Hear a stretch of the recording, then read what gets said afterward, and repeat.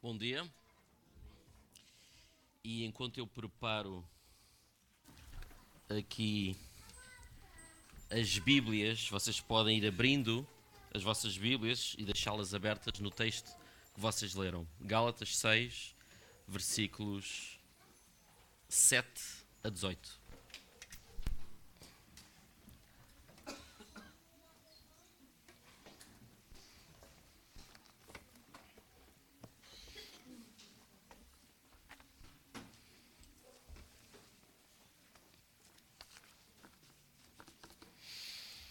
Bom dia mais uma vez. Ahm,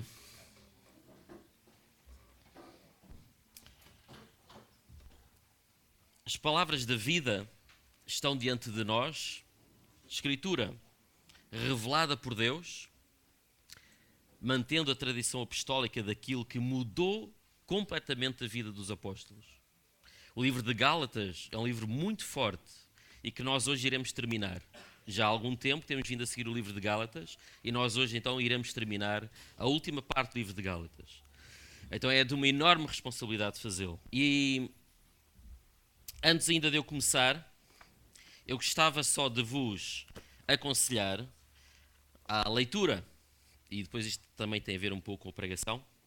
Portanto, recordar quem tem estado na escola dominical, portanto, esta sequência que nós temos seguido sobre a oração. E o que é a oração? O que é que era a oração na vida do apóstolo Paulo? O que é a oração segundo as cartas do apóstolo Paulo? Portanto, nós temos na escola dominical seguindo este livro, Praying with Paul. Portanto, estes dois livros são em inglês, é verdade. Infelizmente não há tradução disto para português. E deixa, ótimo. Por acaso sabes qual é o nome? É igual? Gálatas para ti? Ou para você? Pois, em português do Brasil, não é? Gálatas para você. Portanto, este acho que ainda não há, do D.A. Carson. Foi o livro que nós seguimos na escola dominical. E porquê é que eu estou a apresentar estes livros? Porque estes livros pertencem à igreja. Portanto, estes livros vão ficar lá em cima, guardados na estante onde estão outros livros. E, portanto, por favor, se vocês querem ter bons livros para vos orientar também nos vossos devocionais, etc., peguem nestes livros. São excelentes. São excelentes livros. Este livro foi um dos livros que nós temos usado para seguir aqui as pregações de Gálatas. Um dos livros. Nem tudo o que nós falámos aqui foi retirado a partir deste livro. Nós temos usado também outros materiais, mas pronto, fica aqui este livro. É um dos livros que nós temos seguido. E então, pronto, ainda não há em português aqui na igreja, mas talvez possa haver no futuro. E temos que pensar nisso, porque, enfim, o inglês é uma língua universal, mas nem toda a gente consegue ler em inglês. Mas fiquem com essa ideia de que temos livros lá em cima na igreja para que todos possam ler e possam requisitar para ler em casa. Então voltemos novamente ao texto de Gálatas. Eu gostava que vocês pudessem ter atenção a Gálatas 11. E em Gálatas 11, eu tenho aqui João Ferreira de Almeida e Bíblia para Todos, aqui à minha frente, que eu vou estando a ler os dois textos, as duas traduções, uma tradução mais dinâmica, como a Português para Todos, que tenta pegar no grego e transportá-lo para um português mais corrente, a João Ferreira de Almeida, que tenta ser um pouco fiel às expressões originais em grego, sem adaptar muito à linguagem atual. E no versículo 11, logo ao início, nós vemos Paulo a perceber a seriedade do que está a falar, e então no final da carta de Gálatas ele diz: vejam com que grandes letras vos escrevo pela minha própria mão, logo lá ao início. Vejam com que grandes letras escrevo pela minha própria mão. Provavelmente o que estava aqui a acontecer era o seguinte: os apóstolos, e naquele tempo era assim que era feito, e outros também, muitas vezes eles ditavam as cartas para que outra pessoa pudesse escrever. E provavelmente o apóstolo Paulo estava a ditar esta carta de Gálatas a outra pessoa para que ela pudesse escrever. Mas chegou aqui este momento em que ele, percebendo que vai terminar aquela carta para os irmãos na Galácia, e decide então pegar na pena com as suas próprias mãos e escrever. E então diz: veja, agora escreves aqui com as minhas próprias mãos. Seriedade deste assunto. Ele quer terminar a carta pelo seu próprio punho. Pelo seu próprio punho. E da mesma forma, eu tenho aqui as mangas arregaçadas, é mais por causa do calor. Mas tenho consciência de que o tema de hoje não é um tema fácil. O tema da carta de Gálatas é o tema que, se nós compreendermos, é aquele tema que nos pode dar, de facto, a vida que nós todos ansiamos. E então quero orar também, percebendo a seriedade destes textos. Então vamos todos orar, para preparar o nosso coração. Não são só vocês que preparam o vosso coração, eu também tenho que preparar o meu coração para receber a palavra. Senhor, obrigado por esta carta que o apóstolo Paulo escreveu. Obrigado por este pedaço em que ele pega e escreve pelo seu próprio punho, pela sua própria mão, recordando aos irmãos na Galácia o quão importante era esta mudança de mentalidade e de vida que eles tinham de ter, Senhor. Ajuda-nos a compreender as mesmas verdades hoje, que são eternas, para a mudança da nossa própria vida, Senhor. Espírito Santo, quebra o nosso coração, quebra a nossa mente, muda, ultrapassa as barreiras espirituais, Senhor. No nome de Jesus. Amém.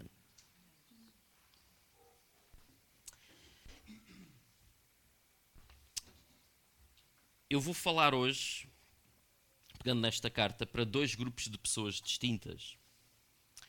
E não considero que sejam dois grupos de pessoas distintas dentro desta comunidade, dentro desta igreja, mas reconheçam dois grupos de pessoas que eu encontro entre cristãos na sociedade em geral, no qual a nossa comunidade é apenas um reflexo também da sociedade em geral. E se nós olharmos bem para o conteúdo das cartas de Paulo, neste caso nas cartas à Galácia, aos Gálatas, não é muito difícil perceber o que é que ele está a dizer. Não é muito difícil.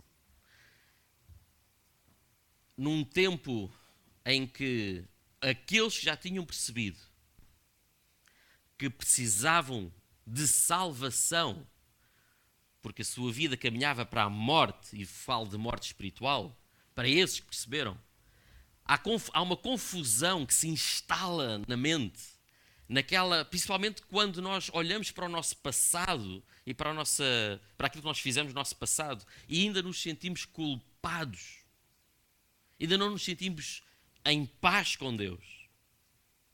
E nesse processo, para estas pessoas, neste processo muitas vezes nós achamos que precisamos de algo mais para selar a nossa salvação. É como se a graça de Deus não fosse suficiente. Olhando para trás, nós olhamos para trás e sentimos, não, Deus ama outras pessoas, mas não me ama. A mim, pelo aquilo que eu fiz, se calhar eu preciso de algo mais. Não é? Aqui no versículo logo a seguir, no versículo 12, Paulo, mais uma vez, ele resume a sua carta dizendo aqueles que para agradar as pessoas, versículo 12, portanto ainda neste texto, aqueles que para agradar às pessoas vos querem obrigar a receber a circuncisão, fazem isso para não serem perseguidos por causa da cruz de Cristo. Obrigar a fazer a circuncisão. Nós sabemos o problema que estava aqui em causa. Os cristãos tiveram dificuldade, eles próprios, os primeiros cristãos, tiveram dificuldade em compreender a graça de Deus.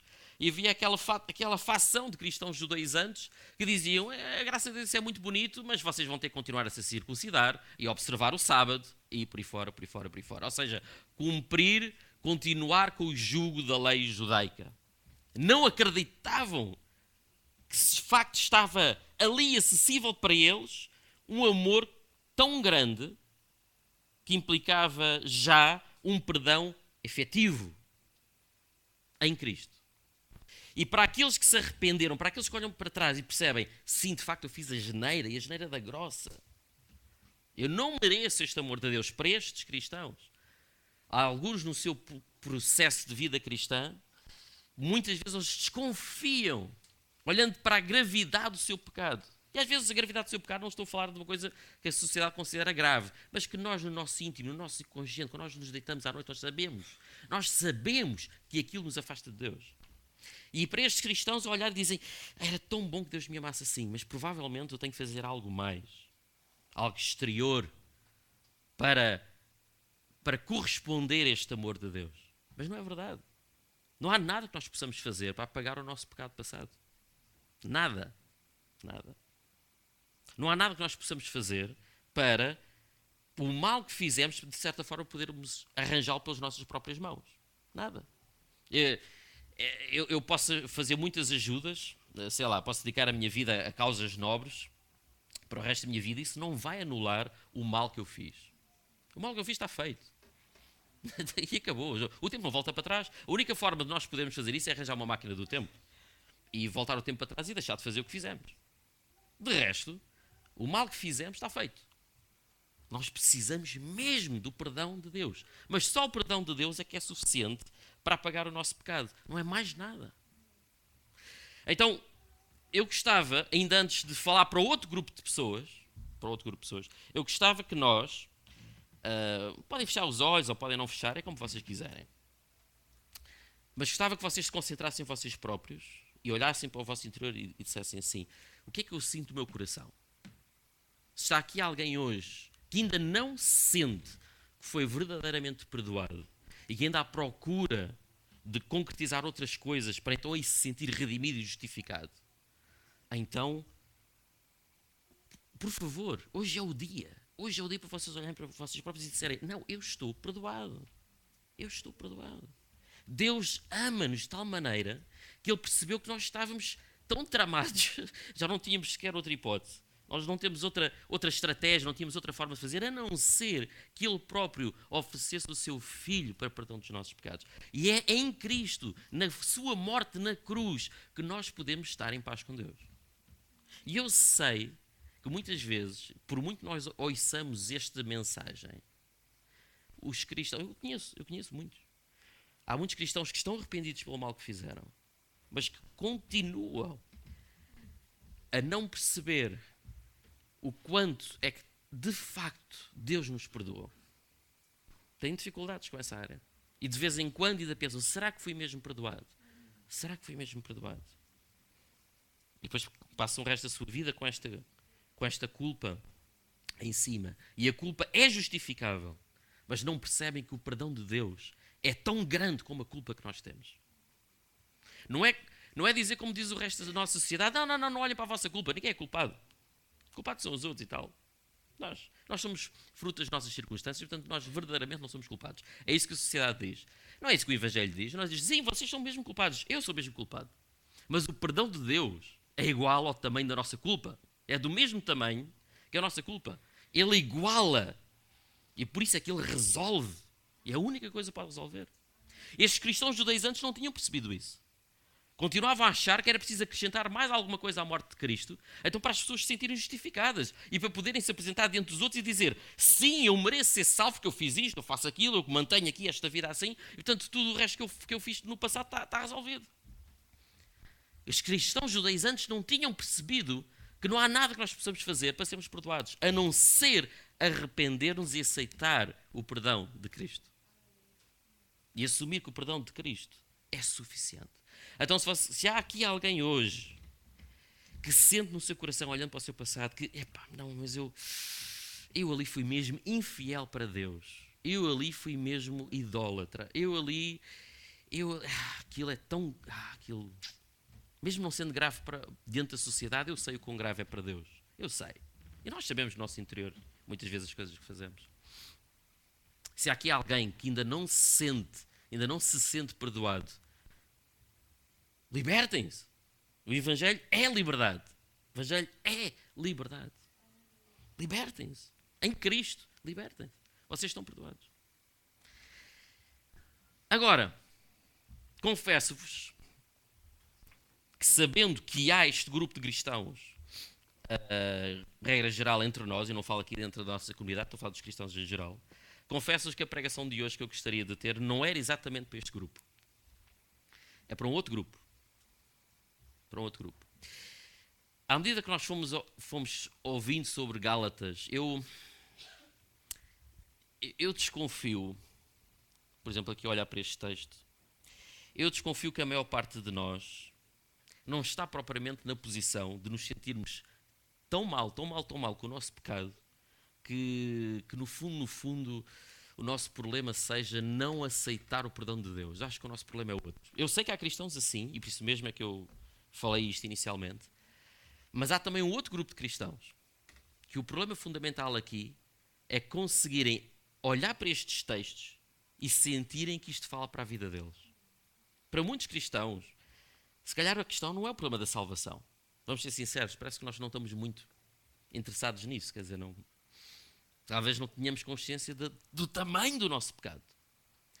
E aquilo que mais nos aflige não é propriamente salvação, mas é satisfação. Aquilo que normalmente mais nos aflige não é salvação, mas é satisfação. E portanto, perdoem-me os teólogos aqui presentes nesta casa e nesta manhã, porque eu vou aqui fazer algo exegeticamente dúbio e eu vou abordar estes textos falando para aqueles que muitas vezes não compreendem o que é que está aqui em causa a nível de salvação, mas se calhar podem compreender se nós substituirmos salvação por satisfação.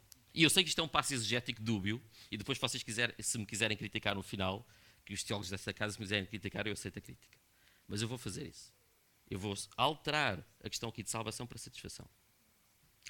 Porque eu não tenho mesmo a certeza se alguns de nós, eu incluído, perante a educação que eu tive diante da minha sociedade, a educação que eu continuo a ter dentro da minha sociedade, se eu realmente cheguei lá ao problema da salvação, se eu realmente cheguei lá à percepção de que eu preciso de salvação. E a minha preocupação fundamental na minha mente não é salvação, é satisfação. Então vamos falar para nós. Vamos falar para nós, eu vou falar para nós, para mim mesmo, e para aqueles que se encaixam aqui nesta categoria, em que o problema fundamental, aquilo que orienta a nossa vida não é salvação, não é preocupação pela nossa salvação, mas é preocupação pela nossa satisfação. E acho sinceramente que mesmo aí este texto nos ensina grandes coisas e nos pode libertar. Voltemos novamente ao versículo 12. Aqueles para agradar às pessoas vos querem obrigar a receber a circuncisão, fazem isso para não serem perseguidos por causa da cruz de Cristo. Esses, versículo 13, esses que praticam a circuncisão não seguem a lei, mas querem sujeitar-vos à circuncisão para se poderem gabar de vos terem imposto essa marca no corpo. O que é que se passa aqui também, já agora em relação ao versículo 12, porque é que estes cristãos judaizantes, ao impor essa marca, ao querer impor essa marca no corpo, eles libertavam-se da perseguição por causa da cruz de Cristo?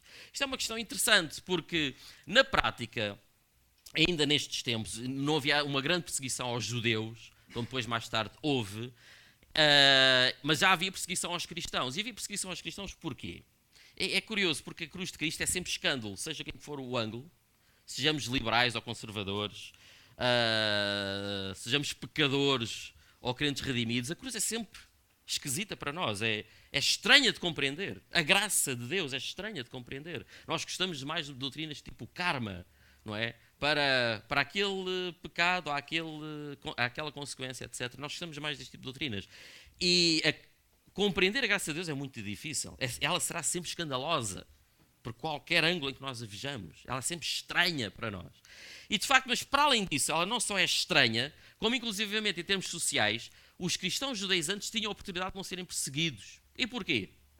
Porque de facto, os judeus não eram perseguidos por causa da sua doutrina. É verdade que os romanos tinham muitos problemas com a crença judaica.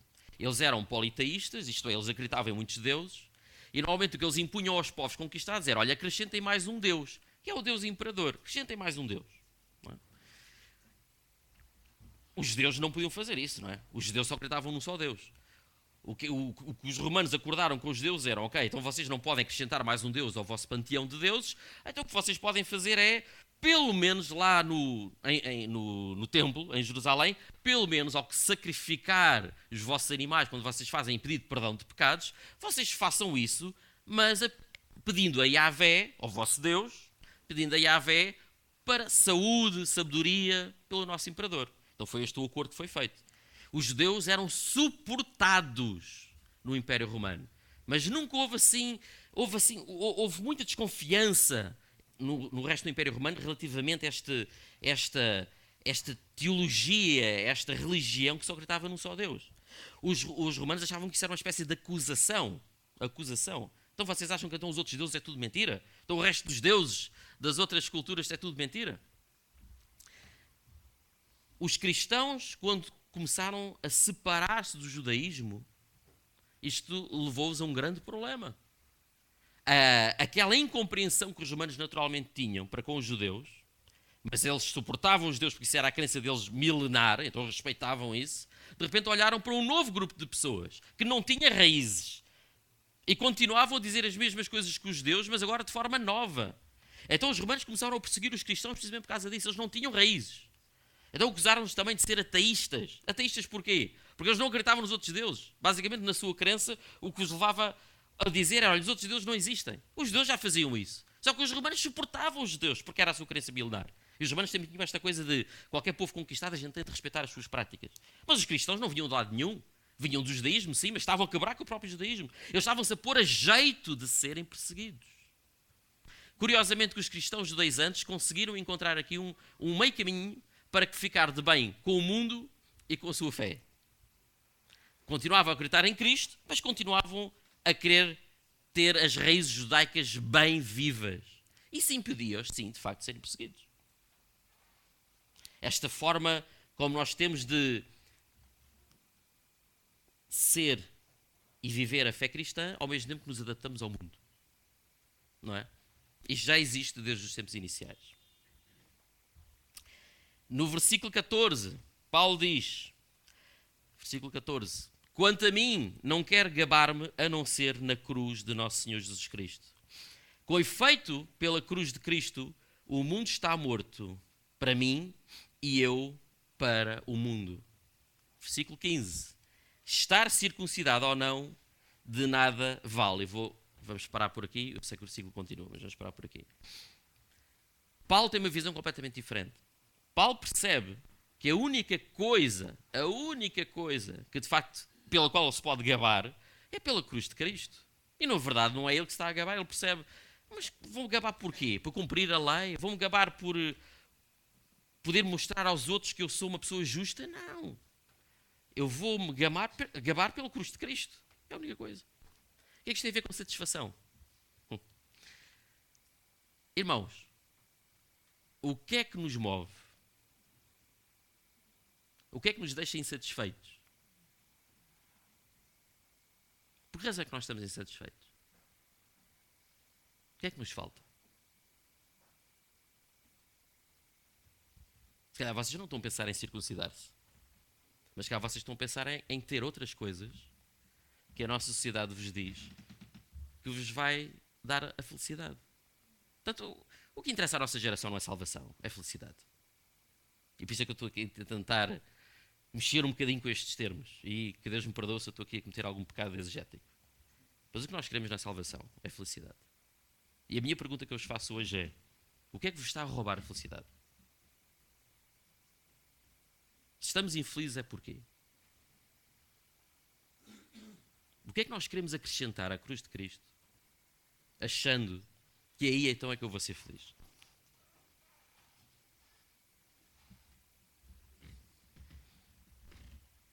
Será que a cruz de Cristo nos basta? Será que a cruz de Cristo nos basta? Ou eu acho que me basta a cruz de Cristo, e por isso é que vocês vêm ao domingo aqui, por isso é que eu venho ao domingo aqui. Mas é a cruz de Cristo mais qualquer coisa. Por exemplo, agora que chega às férias, é a cruz de Cristo mais umas fériasitas de algum lado. Senão eu vou ficar infeliz. Eu sei que vocês pensam que eu sou obcecado com futebol, mas para mim o futebol é tão paradigmático nesta questão. É a cruz de Cristo mais o meu clube ganhar o campeonato. E agora não é o clube, agora é a seleção portuguesa. E se a seleção portuguesa não ganhar, eu vou ficar infeliz. É a cruz de Cristo. É Cristo, é a vivência que nós temos em Cristo que nos leva a ser felizes, ou é mais alguma coisa? Qual é o sofrimento pelo qual vocês estão a passar neste momento? Vocês dizem, se este sofrimento não ficar resolvido, eu vou ser infeliz. No fundo, o que é que isso representa? Porque isso pode representar coisas diferentes para cada um de nós. O que é que eu tenho na minha vida que me está a deixar infeliz? E que no fundo, o que isso diz é: sim, eu serei feliz com a cruz de Cristo, ou em Cristo, mais isto. E sem mais isto, eu já não vou ser feliz. Isso é uma forma de acrescentar circuncisão à vossa vida. Vocês, no fundo, estão a querer procurar, não as obras da lei, nós sabemos que não é isso, mas é como se fosse. Neste caso, não para alcançar a salvação, mas para alcançar a felicidade.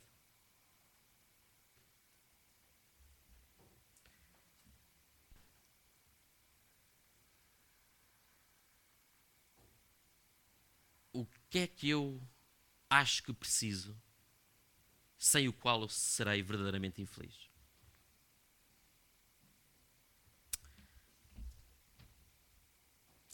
Reparem no final do versículo 15. E eu aqui gostaria de chamar a atenção para a opção que os tradutores da tradução Bíblia para Todos fez. Portanto, o final diz, portanto, estar circuncidado ou não, de nada vale. O que importa é ter uma vida nova. Nas traduções de João Ferreira de Almeida e outras, e regra geral outras, vocês têm algo mais forte. O que importa é ser uma nova criatura, ou em algumas outras é ser uma nova criação. Ser uma nova criatura ou ser uma nova criação. Eu compreendo a opção do tradutor da BPT, da Bíblia para Todos, porque é difícil nós pegarmos nestes temas, olharmos para a nossa cultura e dizemos assim, como é que as pessoas vão agora ler este texto e entender e aplicá-lo à sua vida atual? É difícil. É difícil. Eu próprio estou a lutar com isto aqui nesta pregação. Ao mudar a questão de salvação para satisfação. E ao fazer isto, estou a adulterar um bocadinho o texto. Mas no sentido de fazer-nos compreender melhor o que é que se passa aqui. E o que é que se passa no nosso coração. E que aplicabilidade é que tem a Escritura à nossa vida hoje. E eu compreendo esta tradução, mas de facto ao fazê-lo, o tradutor perdeu aqui um bocadinho da expressão original do apóstolo Paulo. Claro que podemos traduzir isto como ter uma vida nova. Mas o problema, eu percebo estas opções. O tradutor fica neste dilema. Bem, agora, criatura. A expressão correta é kainektisis. Ktisis é a palavra criatura ou criação. É a palavra em grego, que nos contextos significa criatura, no outro significa criação. E às vezes é intercambiável. Portanto, por isso é que em algumas vossas Bíblias, o tradutor optou por traduzir nova criatura. Talvez seja a maioria das vossas Bíblias. Noutras Bíblias, vocês têm a opção por nova criação. Porque estas palavras um bocado... Ktisis, tanto significa criatura, uma criatura em especial, uma criatura em particular, como a criação de Deus na sua generalidade. Não é? Mas estas palavras compreendem-se. O que é que Paulo quer aqui dizer? É muito mais do que ter uma vida nova, do que ter uma vida nova, de facto, talvez a melhor tradução aqui fosse ser uma nova criatura ou ser uma nova criação. Paulo está a recordar aos Gálatas, no final da carta, da mesma forma como ele recordou aos Coríntios. Podem abrir, por favor, em 2 aos Coríntios 5:17. E vocês têm esse texto, enfim, vocês já sabem de cor.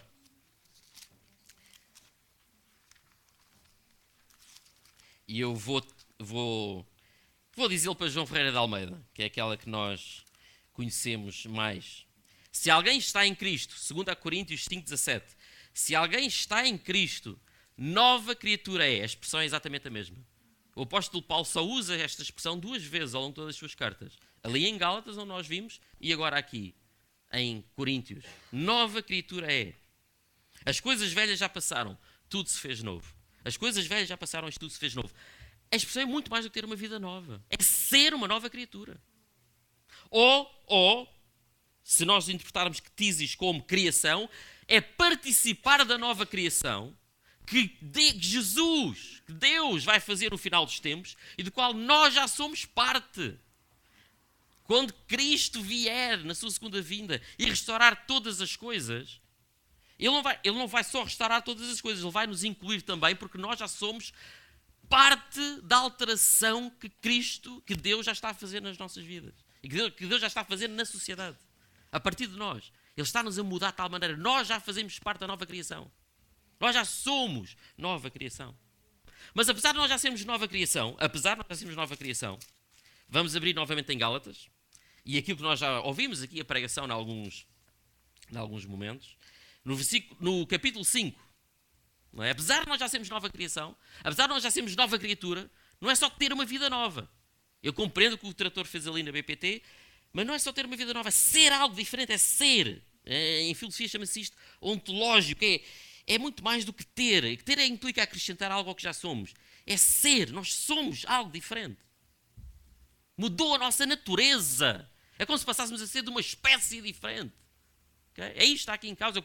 É o que o apóstolo Paulo está a dizer aos Coríntios, em 2 Coríntios 5:17, e aqui em Gálatas 6. Ser uma nova criatura, ou participar já da nova criação. Mas, todavia,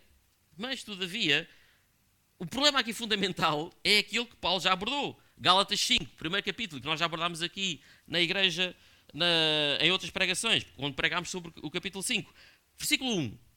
Gálatas 5:1. Atenção que isto não está aqui. Portanto, ali a reagir, não se preocupe. Gálatas 5:1. Cristo libertou-nos para sermos realmente livres. Portanto, permaneçam firmes e não voltem mais a ser escravos.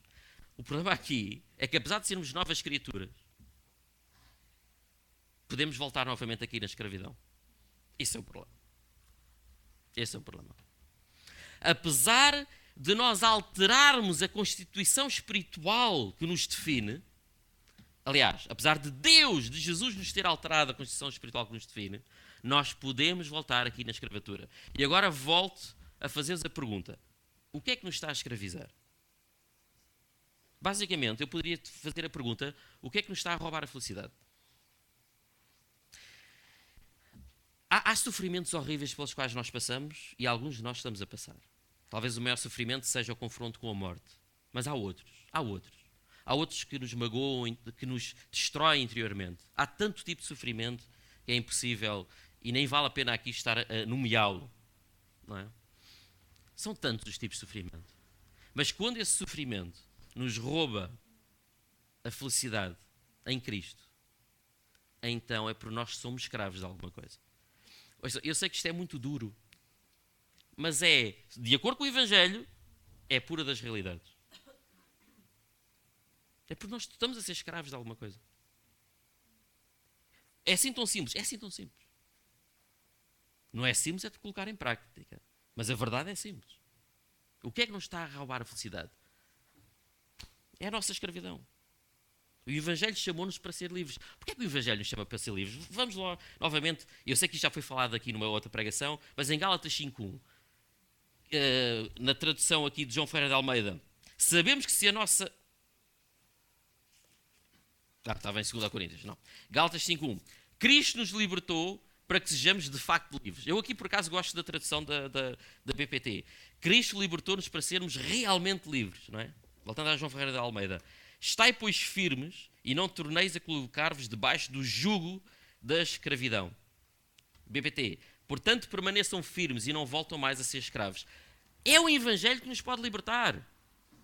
Os cristãos judaizantes estavam a querer acrescentar aos cristãos alguma coisa mais que a cruz de Cristo para eles serem salvos. E nós, na nossa sociedade atual, a nossa geração, eu admito, a minha geração cresceu educada nesta mentalidade. A minha geração, e é regra já a nossa sociedade, não é? Está-nos a querer dizer que para nós sermos felizes, nós temos de acrescentar mais alguma coisa. Que Cristo não é suficiente. Então, perante a dificuldade ou perante um problema, nós consideramos, sim, é Cristo mais qualquer coisa. Às vezes não é dificuldade ou problema, perante alguma coisa que eu não tenha, e nós gostamos sempre de ter aquilo que não temos. E sabem porquê? Isto nem sempre foi assim. Vivemos tempos em que ninguém quer saber de história, ninguém quer saber de letras, estudo das letras, das humanidades, chamadas das humanidades. Mas é uma pena. Quando nós estudamos um bocadinho a história e percebemos que as outras pessoas não pensavam como nós, fazemos a pergunta: porquê é que nós pensamos o que pensamos hoje? Nem sempre foi assim. Noutras sociedades, nem sempre as pessoas viviam obcecadas com aquilo que não tinham. Ainda há pouco vi um anúncio, ontem, vi o anúncio da Honda. E o novo anúncio da Honda, aparece lá uma mulher a conduzir um carro, e depois o final é: mudar é bom. Acho que é o novo anúncio da Honda, estejam atentos, de um Jeep Honda. Depois o final é: mudar é bom. E nós vivemos obcecados com isto. Nem sempre foi assim. A nossa felicidade e infelicidade está a ser orientada de acordo com padrões da sociedade que são anti-evangelho. E estamos a ser roubados da nossa felicidade. Estamos a ser novamente escravizados. E nós nem entendemos isso. Nem percebemos. O que é que vos falta? O que é que nos falta para estarmos assim tão infelizes? O que é que nos falta?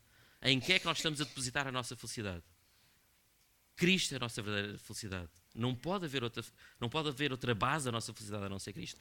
Isto não significa que os problemas não existam. Não é isso. Cristo não veio aqui para nos alienar da realidade. Não é isso também. Cristo é a maior realidade que pode haver. Porque por muito que nós tentemos encontrar felicidade noutras coisas, nós vamos sair insatisfeitos. Nós vamos sair insatisfeitos. E agora podemos ir aos primeiros versículos de Gálatas 6. Os primeiros versículos que nós lemos. Portanto, 7. Não se enganem. Deus não se deixa... não se engana. Deus não se deixa... não se enganem. Com Deus não se brinca. Exatamente. Não se enganem, com Deus não se brinca. E o que é que acontece a seguir? Cada um há de colher aquilo que semeou. Portanto, versículo 7. Não se enganem, com Deus não se brinca, cada um há de colher aquilo que semeou. Versículo 8. Aquele que semeia o que agrada aos maus instintos, em algumas traduções, aquele que semeia o que agrada à carne, não é? Sarki, e já lá vamos também, terá uma colheita de perdição. Mas quem semeia o que agrada ao Espírito terá uma colheita de vida eterna. Nesta guerra que está a acontecer nas nossas mentes, qual é a série que vocês acabaram de ver ultimamente que vos ajuda a ser melhores cristãos? Digam uma. Qual é a série que vocês viram ultimamente que vos ajuda a ser melhores cristãos? Uma série de televisão. Não quero por contraste. Quero aquilo alimentou-vos no espírito. Digam uma. Pronto, 10 mandamentos, baseada na Bíblia. Mais.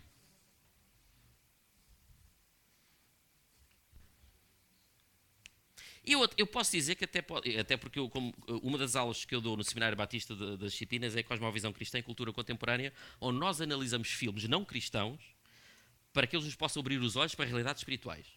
Portanto, acreditem que eu não sou daquelas pessoas que digam que o cristão tem que viver com palas nos olhos. Mas vamos ser sinceros. Quando nós olhamos para o tempo que usamos, qual é o tempo que nós usamos para alimentar o espírito? Sinceramente. Qual é o tempo que nós usamos para alimentar a carne? Mesmo que nós não queiramos. Qual foi a última novela que vocês viram que vos alimentou no espírito? Isto é sério. Isto é mesmo sério. Sim, vocês podem reagir a isto dizendo que horror, mas que cristianismo. Viver a fé cristã assim, vivido num bunker em que só se vê coisas cristãs, só se vê coisas cristãs. E não é isso que nós somos chamados a fazer. O próprio Cristo, em João 17, na oração que Cristo faz, descrita pelo autor do Evangelho de João, é o próprio Cristo que nos diz, nós não somos chamados a sair do mundo. Somos chamados a viver no mundo. Não é? Portanto, claro que não é para viver com palas nos olhos. Isso é a pior coisa que pode acontecer. Mas também temos que ser inteligentes. Se nós só estamos a passar todo o nosso tempo a alimentar a carne, o que é que vocês queriam? O que é que eu quero? Depois, quando chegar o momento em de me sentir infeliz dentro das coisas que me acontecem na vida, de me sentir insatisfeito por não ter aquilo que eu não tenho, o que é que nós queremos? É óbvio. Há uma guerra em prol das nossas mentes que ocorre todos os dias, tendo em conta aquilo que nós lemos, tendo em conta aquilo que nós vemos, tendo em conta as conversas que temos, etc. É uma guerra. Isto é quase inconsciente. Nós nem damos por isso. Se decidirem alimentar a carne ou os maus instintos, vocês vão ser escravizados pelos maus instintos. Eu vou ser escravizado pelos maus instintos. E quando chegar à altura certa de ter que decidir pelo Espírito, eu não consigo. Porque toda a minha mente, toda a minha cosmovisão, toda a minha forma de ver o mundo está alicerçada não no Evangelho, mas noutros valores. Mudar é bom. Mudar não é bom. Mudar é bom quando se justifica. E aquilo que provavelmente falta à nossa sociedade é resiliência, compromisso, perceber que a felicidade que nós encontramos está em Cristo e não em outras coisas. Este não era o problema da nossa sociedade há 50 anos atrás, mas é o problema hoje. É o nosso problema hoje. De facto, com Deus não se brinca. Mas, por favor, não pensem que, que estas consequências são consequências como castigo de Deus. É um processo normal da nossa psicologia. Abram lá em Romanos 12, 2. Romanos 12, 2, Paulo é muito claro. E também não está aqui no PowerPoint, portanto a Regi também não se preocupe. Romanos 12, 2 diz-nos de forma muito clara: e não vos conformeis com este mundo, mas transformai-vos pela renovação do vosso entendimento, para que experimenteis qual seja a boa, agradável e perfeita vontade de Deus. Transformai-vos pela renovação do vosso entendimento. Vamos abrir aqui na BPT, também para ouvir o que é que a forma como estes tradutores tentaram traduzir esta expressão. E em Romanos 12, 2 diz o seguinte: não vivam de acordo com as normas deste mundo, mas transformem-se adquirindo uma nova mentalidade. Gosto muito, por acaso, desta forma como os tradutores fizeram isto. Transformem-se adquirindo uma nova mentalidade. Mas nós não conseguimos adquirir uma nova mentalidade se estivermos sempre a alimentar os maus instintos, isto é, alimentar a carne. E lembrem-se, a palavra carne no apóstolo Paulo não quer dizer que as coisas do corpo sejam más. Isto é uma ideia grega errada. Na visão cristã, o corpo é bom. Na visão cristã, aquilo que emana da parte material é boa. Isto é bom. Aquilo que nós desejamos, isso é bom. Só que há uma diferença entre corpo, na teologia de Paulo, e a palavra carne. Corpo é o que Deus criou, é isto. Faz parte dos objetivos e propósitos de Deus. Mas dentro deste corpo há maus instintos. Eu gosto dessa tradução da palavra carne por maus instintos. Há maus instintos que nos levam a fazer outras coisas. Se vocês quiserem recordar quais são os maus instintos, voltem novamente a Gálatas 5, eu sei que já falámos sobre isso, mas recordem, voltem novamente a Gálatas 5 para saber quais são os maus instintos. Versículo 17, ou versículo 19, aliás, versículo 19. Gálatas 5, 19. São bem conhecidas as obras dos maus instintos: desregramentos sensuais, imoralidades, libertinagem, intrigas, ciúmes, iras, rivalidades, discórdias, divisões, invejas, embriaguez, abusos na comida, curioso, e outras coisas semelhantes. Agora aqui em relação aos abusos na comida, vocês lembram-se na altura do Império Romano, os mais ricos tinham festas onde comiam, depois metiam os dedos à boca, vomitavam tudo para voltar a comer. Okay? Eu não sei se hoje em dia se pode considerar abuso de comida ir ao chimarrão. Mas há que analisar. Há que analisar e ver como é que nós estamos em relação a essas. Espera lá, eu tenho de analisar isso. Não é? Tenho um bocado de xixa a mais, portanto eu tenho de analisar isso. E sem brincadeiras. Há que analisar. Mas estes são os maus instintos do corpo. Ou, aliás, da carne. Nós estamos a alimentar a carne ou estamos a alimentar o espírito? Não vamos brincar com isto, porque de facto com Deus não se brinca. Isto é um processo automático do nosso cérebro. Um processo automático do nosso cérebro. E então, terminando, e agora indo, já agora, sim, mas ainda até temos mesmo de terminar, não tenho tempo de abordar todo o texto, infelizmente. Então, para terminar, versículo 16. Que a paz e a bondade de Deus estejam com todos os que vivem segundo esta regra e com Israel de Deus. Qual é a regra? A regra é que nós somos novas criaturas e que Paulo só se gaba é da cruz de Cristo. Ou seja, Paulo só deposita, imaginem um banco, onde nós apostamos a nossa felicidade. A felicidade passa a ser dinheiro. Imaginem que a felicidade é dinheiro. E nós pegamos na felicidade como dinheiro e vamos apostar em alguma coisa. Vamos apostar. Paulo pega no dinheiro dele, que é a felicidade, e diz: eu aposto na cruz de Cristo. Não aposto em mais nada. É isso que Paulo está a dizer. Eu aposto aqui. É na cruz de Cristo que eu deposito tudo. E essa é a regra. Essa é a regra que ele está a falar. Essa é a forma do cristão viver. Versículo 17. Daqui para o futuro, que ninguém me crie dificuldades, pois trago no meu corpo as marcas que mostram que sou de Jesus. Há algumas traduções, as marcas de Cristo. Ele está a falar do sofrimento que ele passou. O sofrimento que ele passou. E eu gostaria de terminar exatamente aqui. Portanto, na versão João Ferreira de Almeida, que é a versão que se calhar vocês estão a usar mais, 17. Finalmente ninguém me inquiete, pois trago no meu corpo as marcas de Jesus. Isto aqui não tem a ver com uma coisa mística, como começaram a sair as chagas no corpo de Paulo, as chagas do corpo de Jesus começaram a aparecer no corpo de Paulo. Não é isso. É na prisão que ele passou, no imenso sofrimento que ele teve. Como é que ele passou por tudo aquilo? Focado em Cristo. Focado em Cristo. O que é que nos está a roubar a felicidade hoje? A solução não é a resolução do problema, por incrível que pareça. A resolução é focar-nos em Cristo. Nós não podemos, muitas vezes, dominar as circunstâncias ou alterar as circunstâncias que estão à nossa volta. Nós não conseguimos. E é uma espécie de idolatria se nós acharmos que pedimos a Deus para que então nós vamos ficar felizes quando Deus alterar as circunstâncias à nossa volta. Isso é uma espécie de idolatria.